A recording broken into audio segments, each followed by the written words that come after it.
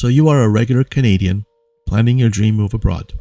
You've worked hard, you've contributed to the Canada Pension Plan your entire career, and you're ready to enjoy that retirement income. But I recently got a specific actual question from a viewer asking exactly what does happen to their CPP payments once they've officially left the country. I wanted to make a video to answer this directly because I know if one person asks this, it's probably incredibly important to so many others. A lot of everyday Canadians think that because they spent their entire lives contributing to the CPP, they automatically get to keep 100% of it tax-free when they move abroad. But under the Canadian income tax system, your tax obligations are based strictly on your residency status. When you leave Canada, establish a permanent home in a new country, and cut your significant residential ties, like selling your home or moving your spouse and dependents with you, you become a non-resident for tax purposes. The moment that happens, any Canadian income you receive, including your CPP and other pension benefits, gets hit with what is called Part 13 tax. Now, Part 13 tax is a mandatory non-resident withholding tax. By default, non-residents have to pay a 25% tax on amounts that are taxable under Part 13.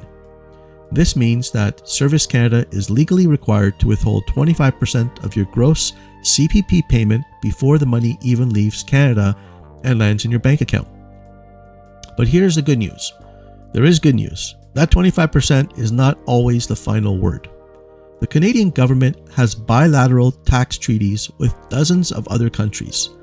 Under these treaties, that 25% rate can be reduced to a lower rate, or in some cases, they can be given a total exemption depending on where you move. Because the negotiation of tax treaties is an ongoing process, you always need to verify the specific tax treaties rates between Canada and your new country of residence. Now, you might be wondering, how do I actually get the CRA to recognize that I live in a tax treaty country and lower my tax rate? There are specific forms and tax elections for this, most notably the NR 301 form, which is a declaration of eligibility for benefits under a tax treaty. And filing a Section 217 election is potentially lowering your tax bill even further. Because these processes are highly detailed and deserve their own focus, I'm making completely separate bite-sized videos explaining exactly how to use the NR 301 and Section 217. And I will be posting these later this week. So make sure you hit subscribe now so you don't miss them. For this video, let's stay focused strictly on the withholding tax. If your new country has a favorable tax treaty, the CRA does not just automatically lower your tax rate. If you intend to file a Canadian income tax return, you have to actively apply for the reduction by submitting Form NR5 to the CRA. If they approve your application, they will send you written authorization to officially lower your withholding tax. Finally, you need to know how this looks like at tax time. When you live abroad, you will no longer receive a standard T4A slip for your pension.